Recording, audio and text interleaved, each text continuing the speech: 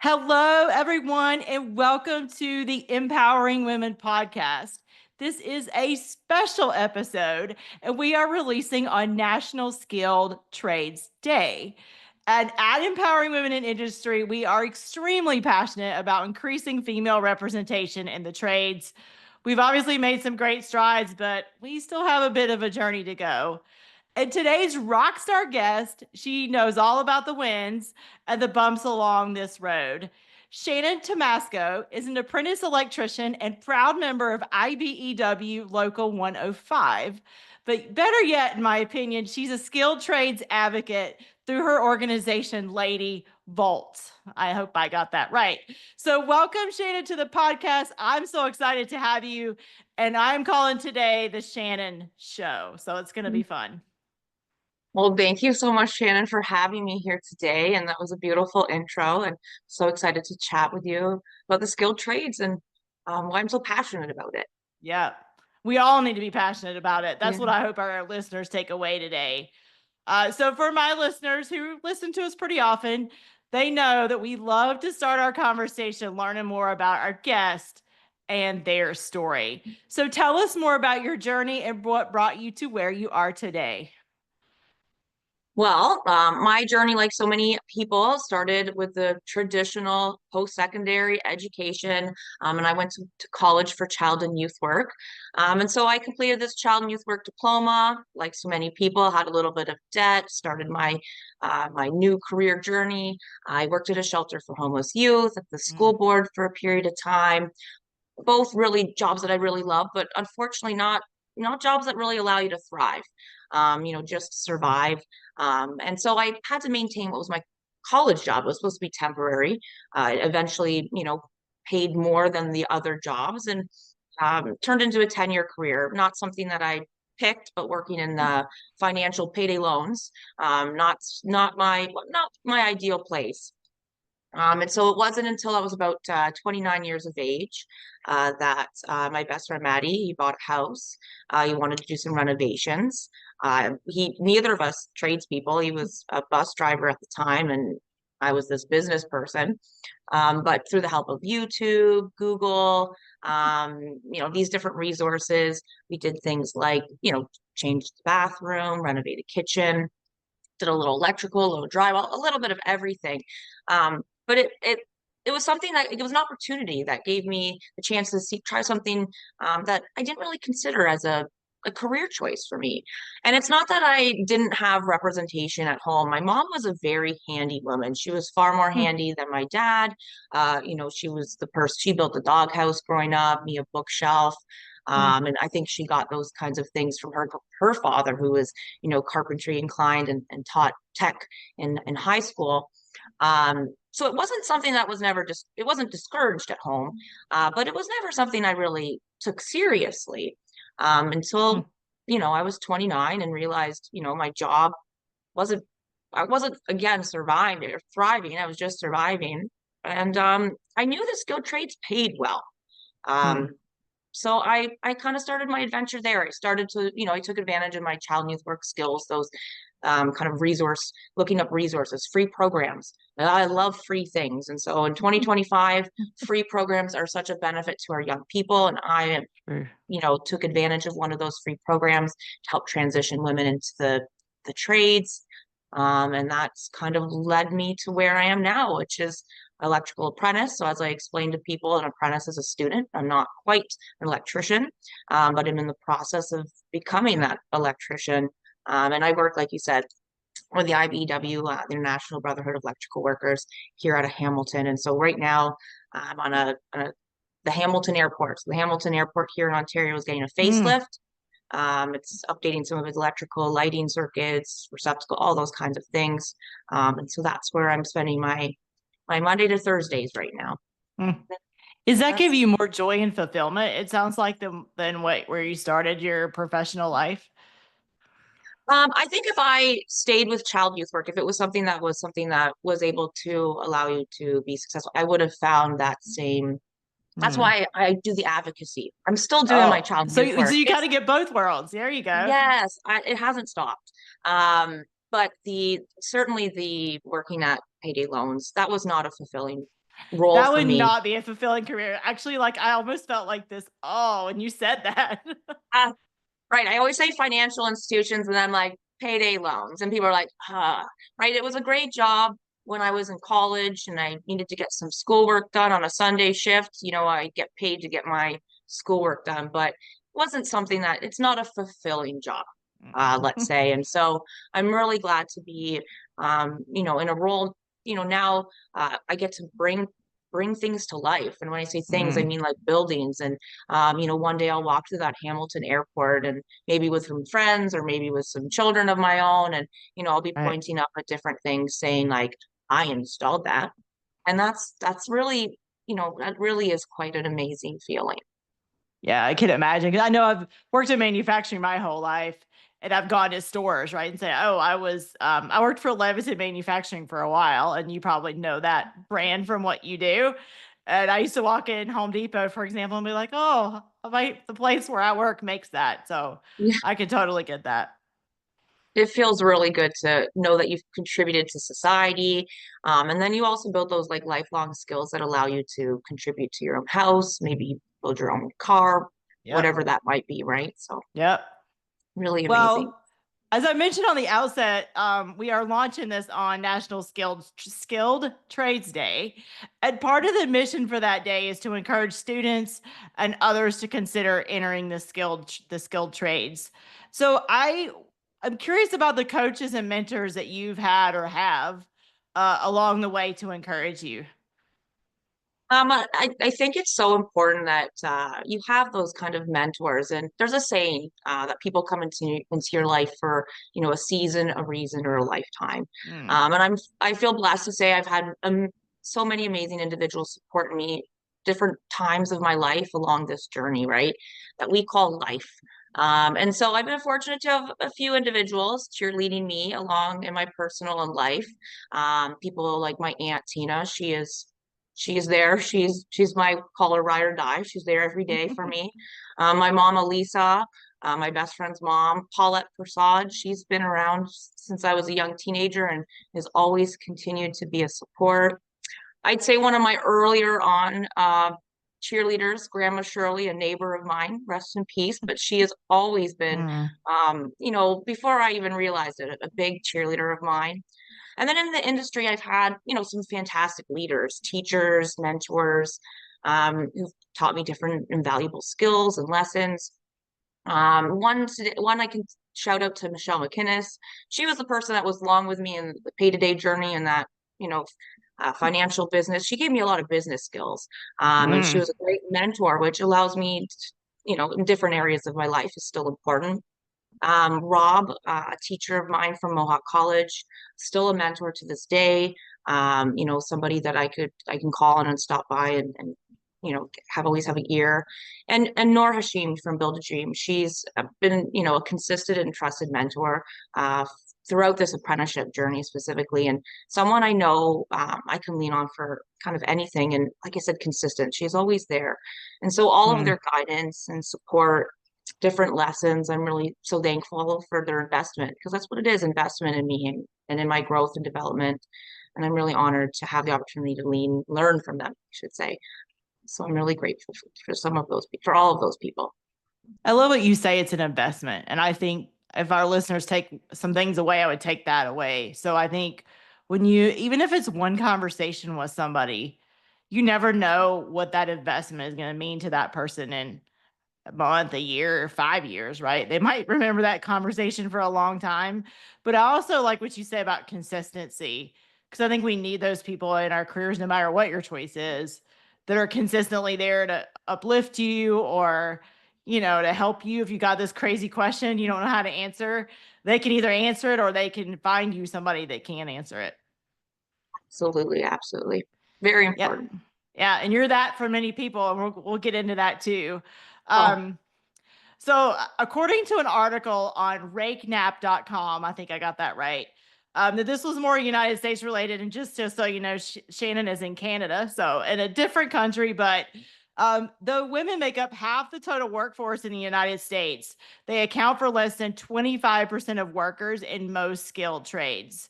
Um, I've seen this. I'm in engineering, so I've seen similar numbers for women engineering, so not great. So, what systemic barriers do you think keep women from entering or thriving in careers in the trades?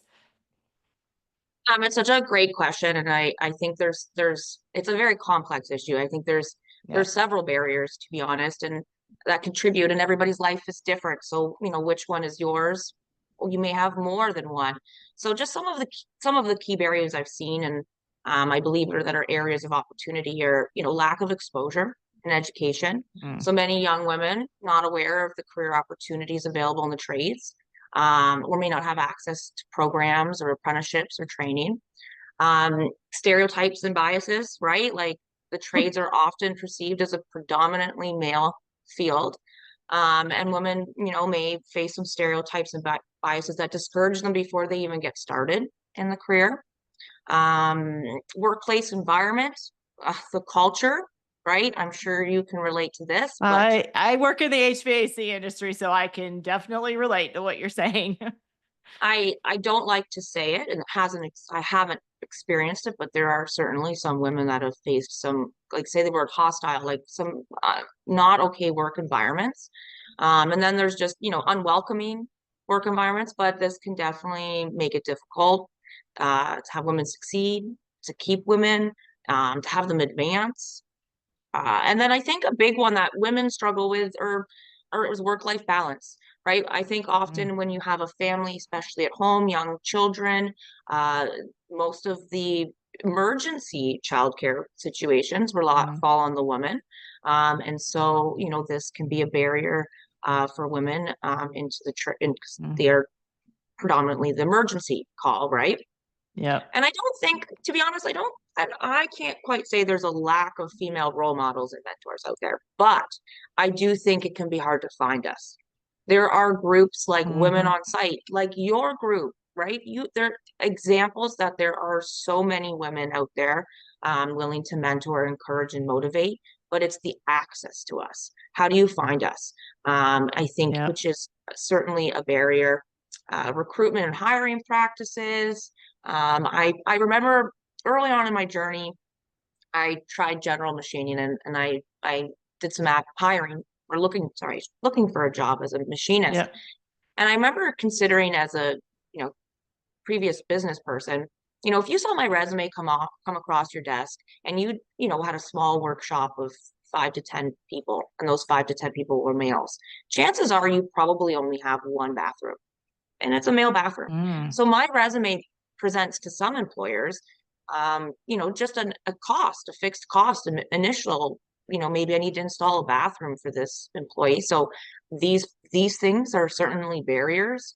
And then there's safety concerns, right? I think construction has certainly become a more safe place to work. But women, may be concerned or face some safety concerns on the job, which can make it difficult for them to feel comfortable and even confident in their work. So these are just, a few examples, but there's so many examples. And, if you are struggling with more than one challenge, it makes it very hard to be successful in your path. It's just, I never thought about the investment piece because I would imagine maybe especially more in residential and commercial, but it's a small firm and they need to hire a tradesperson. And what do you do, right? Installing a bathroom, even if there are contractors, no small costs, even if they confront all the labor for it. And it's different with with electrician, construction. It's a little different because I think you can just get a porta potty in. But Right. could you imagine a small shop? They're like, "Here's the male's bathroom. We got you a porta potty. It's outside." That's Yeah. not going to fly. Like, That's it's what they not call an unwelcome work environment, right? right. That's not going to fly. So, Yeah. I again, there's so many different things that are barriers. It's so, and not just for the employee, but the employer. Yeah. And one of the things that's really come up in this organization, we actually do an annual conference, and during the conference, we do a fashion show, but not what you would think. It's actually a PPE fashion show with women. So I think it's becoming more of a talked about conversation, but women's PPE, vests, boots, overalls, you name it, right? Welding gear that women need to wear, making sure that it's fit appropriate and safe for females. So that's something a few years ago I had never considered. And I thought, oh, Well, wow, I can see that as a problem. every construction site I join, the first thing that needs to happen is a bag of gloves needs to be ordered for me because I know there's no glove on site that will fit me. Mm. And so it's just like it just starts there. And then, there's just even just my hard hat. My head's, not as deep as it sits harder on my head, farther on my head.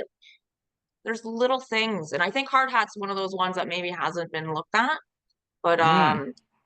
yeah, I could go with a more smaller fitting hard hat.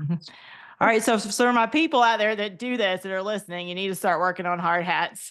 Yes, yeah. Just make it adjustable, that piece inside. So I Inside don't have it. to Yeah, use the safety insert. pins every time to adjust it myself. Yeah, I love what you said about access to women because I've spent some time in this space, I do see a lot more access. Like there's women in construction, there's more access, but I think we're there, but if you don't know where to start, it's hard to find somebody. Absolutely. There's tons of us. It's just you really do need to have someone to kind of guide you in the right direction. Um, Yep. and once you find one, you're like, wow, look at all these amazing women.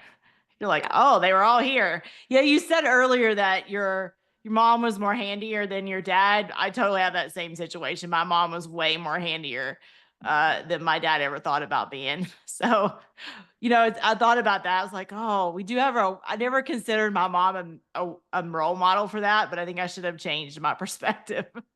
Yeah. My dad picked up a drill for the first time sometime last year in this home renovation that I'm currently living in when we were doing drywall. And it was really nice to see him like pick it up like a child picking up a new toy. Ooh, Yep. what do I do with this? Yeah. Give it a go, Dad. Give it a little pull on the trigger. It was sweet. That's awesome. Well, I asked the tough question. I'm going to ask the hopeful question now. So, what trends or opportunities are you hopeful that will help change these statistics? Well, as we kind of talked about, I've been really like heartened to see the growing movement of organizations like again yourself, women on site. I can't talk about them enough. That support the retention of women in Mm. the skilled trades because we could talk about recruiting, but how do we keep them? So it's incredible to see women and organizations creating spaces for women's voices to be heard. A lot more unions are also making women's groups again, so they have a kind of seat at the table, as they commonly said. And so I'm optimistic that this trend is going to continue to drive some positive change, right? What's the saying? One woman is a minority. No, one woman's a token, two women is minority, three is change. And Oh, I so like that. I've not right? heard that one. That's a good one. It doesn't like we need to continue we're moving in the right direction, but we need to continue that positive change.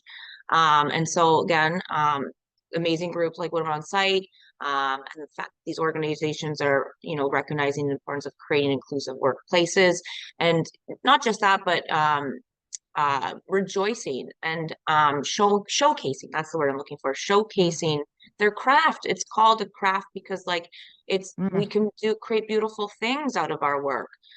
So this gives me hope Yeah. for the future. Um, and so, and women taking in leadership roles as well, Mm. becoming role models, mentors for others. It's giving me hope that Yeah, it we're really is a craft. So we often have a raffle with different objects, and some of our female welders have made some incredible pieces of art for those raffles. So yeah, it is definitely a craft. absolutely. We're craftsmen for a reason, right? And I Yep. don't, again, I say craftsman with a little bit of, because there's a man in there, but you know what? One man, Yeah, female, craftswoman. Yeah, there you go. human. These are I am a humankind. And so I don't shy away from journeyman because I identify as a human. Yep. And a woman is man, a mankind with a womb in it. So we are Yeah, there women. you go. I love it. Well, let's Uh, talk a little bit about Lady Bowls because I just think this is fascinating. So, if I was right, in 2020, you established your trades advocacy work through the Bowls organization. I want to hear more about your journey. So, obviously, skilled trades wasn't the thing you were going to do coming out of school. Like, what made you switch into advocacy work? What was your journey into that? well, I started into the apprenticeship process as well. And there was, I did that program, like I said, the pre-apprenticeship program through the YWCA. There was some, women that, uh, came in and were representation and that kind of showed me, opened the door for there's, potential. Um, I think I believe everything happens for a reason. My child and Mm, youth work, my 10 years with business with that woman, Michelle, all have made me very passionate and hardworking and driven. And so I just I wanted to still carry on that kind of mentorship, that mm. advocacy, it always starts with a volunteer opportunity. A volunteer opportunity starts, arises, and then another one and another one. Yeah. Um, and so it's just kind of grown. And Lady Volts it's not an organization. It's just my fancy name. I'm not an I organization. stealing is really cool. I just like, oh, that name's amazing. And I think it's on your sweater today, isn't it? Did I see Yes, that? it Yeah. is. Yeah, There we right. And go. so it kind of started with just, putting myself out there and then realizing that there's a need and a want to see women in the trades. And apprenticeship has given me so much. And so one of the things that I think, especially for young people, that we hear so often, like how often have you ever heard, oh, if only you had a little more confidence, right? Oh, if only you had a little bit more self-esteem. And I heard these things throughout my lifetime, and you're Mm. kind of left wondering, like, where, like, what grocery store Like, where do sells? I find confidence? Is there's like a confidence tree that I can just go pull some leaves off of Right. it? Yeah. And so, if the only thing that statement just leaves you discouraged, and so what I've learned is confidence is built by competence. It's when you're Mm. a little girl, a little boy, and you start walking for the first time, you start drinking from a sippy cup for the first time, and you fail, you fail, you fail, but finally you're successful. In that moment, you build confidence. And then for the next 10 years of your life, 15 years of your life, you're trying so many new things. You're running, you're throwing a baseball, you're doing arts and crafts. All of these things are building confidence. But at some point in your life, you find this thing Yeah. called technology, Gee. and Yep. technology robs you of opportunities to build confidence. You're no longer exploring the world, no longer trying it yourself. You're exploring it through other people. And so apprenticeship has given me the opportunity to build confidence. Every day I Mm. go to work, oh my God, this new job, if I go to work, what? It's been a tough life. We've canceled this podcast twice Yeah. because This is our third try at it with third time is a charm. it's been a bit of a sink or swim for me, right? But when I Mm. end my day, I feel confident. I'm exhausted, but I've built confidence for the next day. And Yeah. so nobody talks about that, about apprenticeship, those hands-on Mm. jobs or those hands-on things, they lifelong transferable skills. Another Yeah. thing about apprenticeship. I want young people to know that you can still have a future with the skilled trades because 2025, I don't know what it's like down there in America, but in Ontario, the cost of living here is for a lot of people out of reach, right? They're Yep. It is feeling here too, hopeless. especially if you're near a larger urban center. Yeah, and so I think young people are feeling hopeless. And so the skilled trades, I wanted to give them hope. I wanted to give them education. Education is empowerment. And so that's kind of what brought me to my advocacy. It really allows me to still, why did I join child and youth work? I wanted to help others, right? There's a reason Mm. I pursued that. And so this still gives me you know, that that that fulfillment. Nothing feels better to me than getting a phone call from a woman who's feeling discouraged, and by the end of the phone call, she's excited, confident, and then a couple months later, if I hear back from her, and her life is she's taken life by the horns, right? And she's just Yeah. oh, those are the best phone calls to me. They are the Um, best.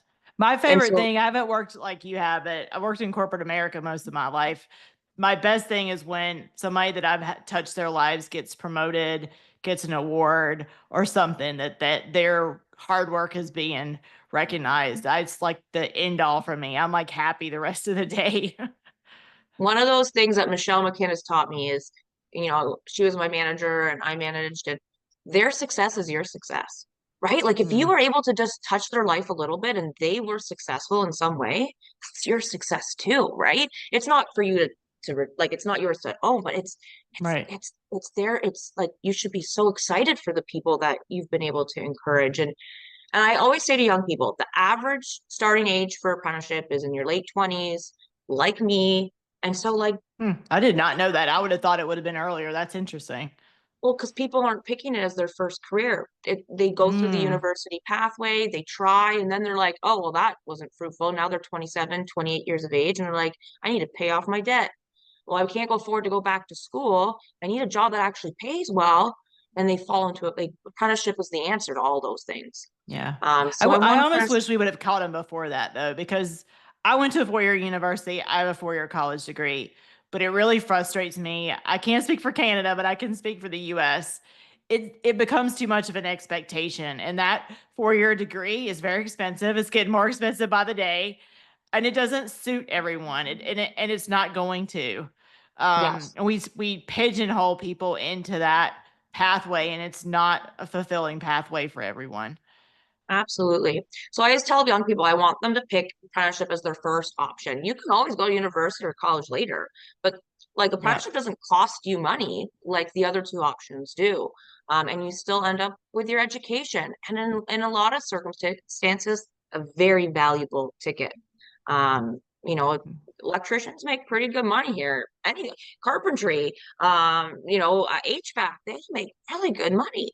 And Yeah. so I just want people to have hope in 2025 because I feel like we need it.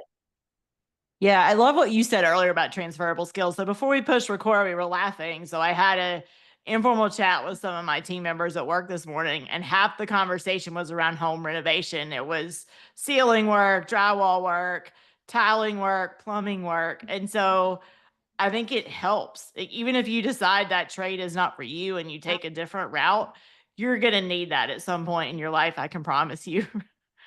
People don't talk enough about transferable skills, but like I always talk about this guy, Ian, that I went to high school with. He did the co-op, right? There's in Ontario, there's co-op option, so you can go out and Okay. earn your credits Yep. instead of sitting in a classroom. And he did it at the local butcher shop. Like Ian never grew up to be a butcher. Let me tell you, Ian can go to Costco now and he can look at the big chunks of meat from his, 2, 3 months spent at that co-op and save himself a lot of money. And Yep. so, and I do these workshops with young people. One of the first questions I ask is who wants to be an electrician? And like often it's crickets. Maybe one kid, like I get excited when there's more than two. Um, and so the next thing I ask them is, well, who wants to be a homeowner? Who wants to own a car one Mm. day? Every single hand goes up in the air. And if you're a homeowner, well, it's going to be very valuable to you to have some basic life transferable skills, knowing how to pick up a screwdriver, knowing how to swing a hammer. Do you want to put a picture on your wall? Like those are just basic skills that our young people are um, I used to remember love decorating my room. Get me the hand, like it's time to redo the room. That Right. was a thing when I was a kid. Yep. Uh, and just those moments are transferable skills. Yep. Yeah. Well, you've recently received quite the honor. So I was doing prep for this podcast, and you've been named as, I'm gonna get this right, Canada's most powerful women, the top 100 award winner. So first of all, congratulations. I can't imagine receiving that. So I sort of wanted to live vicariously through you for a second. Well, What has that world award meant to you and the work that you're doing? for me, even when you give that title to someone most powerful title, it sometimes it's a big title, and like even people in those positions still need some encouragement themselves. Some need some Yeah. confidence building themselves. And so this award was really it was encouragement that I was on the right path. Mm, It helped build my confidence to keep going. It was a push for me because sometimes you get a little discouraged in life. And Yep. so it really was a testament that I'm on the right path to making a real difference. And that my ultimate goal is to, change the world by bringing education, some encouragement, mentorship to young people, women. And so I firmly believe that it's essential to have women represented in all the spaces that they inhabit and live in. And so it was really an honor um, to to be acknowledged for the work that I've done. So it was I it know. was I didn't even know you when I read humbling. that. And I was just like clapping. I'm like, that is fantastic. It was very humbling, and just to stand in a room with so many amazing women, because it was top 100. I'm like one of many, and not just the alumni or whatever, like the people, like the amount you can feel the energy in the room. You can Mm, feel the power that these women have. And most of them are women of many different hats, right? They wear the mom hat, the volunteer hat, the business hat, and they are all so amazing. And so it really was a blessing to receive such an acknowledgement. well, and your work is having an impact, and I get that. Sometimes you kind of get in that space, your head space, and you're like, "Am I really making a difference?" And those little Right. boosts along the way, I think, are good validators to help you keep going. Absolutely. Well, speaking of a validator, to me, one of the validators is being able to touch the lives of young girls. I get a chance to do that on occasion. What advice would you give? There's, a teenager girl listening to this. What advice would you give her about entering the trades? My first thing is try everything, right? While you're in high school, while Mm, you're young, and things are still hopefully free or have little costs associated, try, try, try, try, try. I think it's so important you love what you do. It's the most important piece of a job, or it can be torture going to work for something you don't like. mm. And so my advice is to try, try, try. And then also be persistent.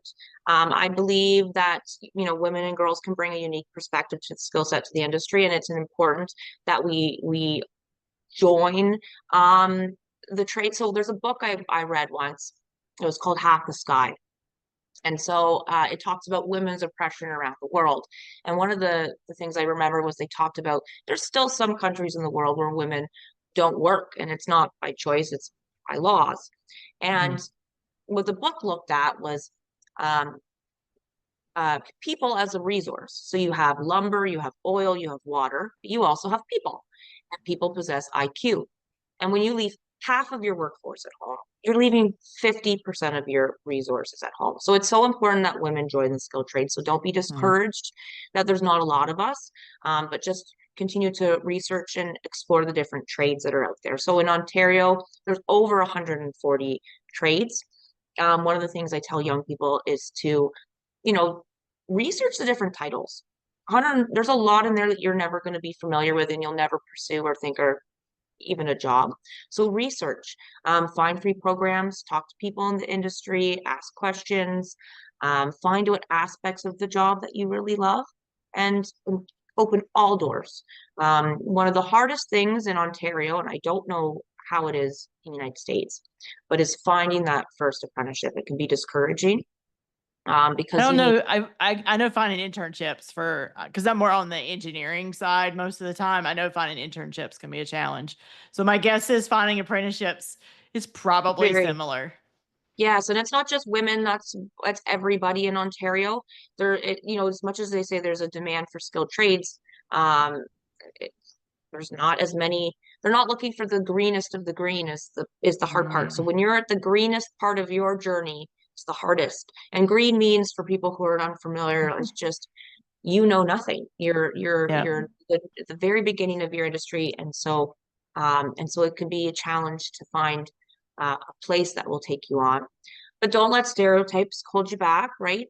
There's many misconceptions about the trades, but there really are such a rewarding job and beneficial to so many, like to your personal life, not just why we go to work. They call it a job because you want to get paid, right? So not only is it Right. financially freeing, it is also personally freeing. And also to seek out mentors and role models. I'm one of those. I always say, young people, anybody listening, If you, or young people, don't have to be young, anybody, if you have the courage to reach out to me, I have all the time in the world to give you, to try I to love help you on that. your journey. So, please, reach out if you're, even if you're just curious, you never know. Um, yeah, be prepared. I will say trades is, it's definitely a place you need to work hard, right? But there's lots of reward. And the other thing I like to remind people, people always say like, oh, it's hard on your body. Your body, you were given a body to be used, not to sit at To a desk. move. Yep. No, to not sit at a desk, not be a a couch potato. Your body is meant to be used. And the truth of the matter is, as you get older, the less you use it, the more difficult it will be. The And more so the you lose trade, it. Oh, how do I that's know right. that? The trades keeps you, let's say younger longer, but moving longer. Yep. And so it's something to consider, and believe in yourself. Most importantly, believe in yourself and your Yep. abilities. There's going to be doubters. There's going to be people who uh, have misperceptions about you. And so you have to believe in yourself, and that you can create the career and life that you want. Yep. I will say I love the financial piece of it. I know that there's, I'm gonna call it disparities within a function, like within engineering or within trades, I'm sure. But I would say that a lot of times women in more lower financial jobs, like they get paid less. And then I think when you look at the trades, I think you made this comment earlier, it is a well-paying profession. So if you look at this from a not just a pay equity perspective, but a like a wealth equity. And for my younger folks listening, you may not be thinking about retirement right now or what you want to be, but you have to start thinking about it because trust me, it'll be here before you know it. It's And a blink of an eye, right? yeah, Because if I'm 36, I still don't have like a house. So I'm still thinking about getting a house before retirement. And yeah. so it really is a blink of an eye. Yeah. Yeah, and you're building that wealth, whether you're investing in a house or real estate, or you're investing it in a retirement fund or whatever. Yeah. You're building that wealth that you're going to need for later. Yeah, absolutely. Absolutely. Yep. And it's so important. Really quickly, I'm passionate about this. At Yeah, least in the U.S., women tend to live about 5 years longer than men. So it's we actually have a longer lifespan, at least on average. So it becomes a bit of a problem if you haven't invested and saved it the way you need to. All right, I got a absolutely. couple more questions. Absolutely. So International Women's Day was earlier this year, and the theme was accelerate action. So I love in asking my guests this year what that means to them, and how they think that women can accelerate action in their communities and workplaces. Um, well, I didn't realize that accelerated action was, so you brought something new to me, so it's really nice. But I guess to me it means taking bold and intentional steps to Mm, drive, that meaningful change and progress. Sometimes we have a big picture, right? And we want to get this done, but it's, we need to break it down into the little steps. The little steps make it tangible, right? yeah, So, I think I believe it's a call to action for women to accelerate their impact in the workplace and communities. I think it's a time for us to amplify our voices, speak up, use your voice to advocate for yourself and others, share some ideas, perspectives, experiences, and plant a seed. We talked about earlier, but all of those we're planting seeds. Those seeds create ripple effects, right? And so yeah, all of these things are important, and build supportive networks. Try to surround yourself with people who believe in you and your abilities. Uh, these networks can provide some very, very valuable guidance. That is going to be very important on your journey to help you accelerate that impact. Mentors need mentors, right? oh, amen to that. Yeah, I've said on this podcast a few times I have my own leadership coach because I might be a leader, but that doesn't mean I don't need a coach. absolutely. Like you can be the most powerful, confident, all of those things, but we're still human inside, right? And so we need support, mentorship. Everybody does. Yeah. Yeah, I love advocacy. Write that one down too. Advocating for yourself and others. So important. All right. And your Okay. education, right? And your Yeah. education, I think in apprenticeship, because your apprenticeship is spent in not instead of a classroom, but in a workspace, Yeah. sometimes they forget this is your classroom, and you need to Mm. advocate for, you know, um teach them how to teach you sometimes, right? If you have a willing and open journeyman who's willing to listen, like, Mhm. this helps me in the process, right? But knowing your own learning techniques is helpful. Oh, and then advocating for probably Yeah, experiences that you want to have, or if you don't not quite absolutely. getting something, asking them to explain or show it in a different way. Absolutely. I love it. We got one final question. It's one that I ask all our guests. What is one piece of advice or quote you would like to leave with our listeners? Um, I like your voice is powerful. So use it Mm, to uplift and inspire others. Um, you never know what a person's going through on a day-to-day basis. You never even know what they've experienced in life. And so if you choose positive words, it's going to, perpetuate more positive thoughts. I believe that our words and actions have the power to make significant impact on others around us. And so by using our voices to uplift, use positive words to inspire others, again, creating that ripple effect, planting the seed of possibility and positivity and kindness, that can really spread far and wide. yep, I So love that. Your voice is powerful. your So voice use is it powerful. wisely and Absolutely. positively. Yep. Awesome. Absolutely. Well, where can folks find you, Shannon, if they want to connect with you on social media or otherwise? Where can they find you? Well, one of the things I love about my name is it's a unique one. I don't think there's any Shannon Tymosko and 8 billion people. I don't think there's another one of me out there. You've got an Irish first name with like a modified Ukrainian last name that's been Okay. changed to Western Canada. You're never going to find me. So if you need to find me, all you got to do is go to Google.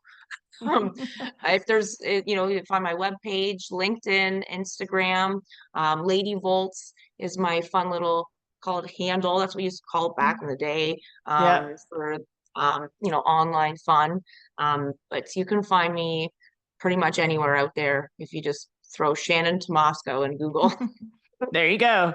Yeah, it was fun when I reached out to you because Shannon is a name that can be male or female, which has a lot of benefits, especially maybe not as much today where people can readily find your picture, but you can kind of slide under the wire. They're not sure maybe what gender identity you have. So it can be a Yeah. little fun. Well, thank you so much for being our guest today. It was such a pleasure. I'm glad you're part of my circle now. And thank you for inspiring women to join the trades. Well, thank you for deciding to have the Shannon show today. The It Shannon was real Show. it was really a pleasure to chat with you, and hopefully again, like, plant the seeds. If anybody's listening, you need some help, wisdom, guidance, whatever, reach out. I'm there to help. And so yeah, thank you so much for being part of my journey. Yeah. Thank you so much. Bye, everybody. I will see you very soon.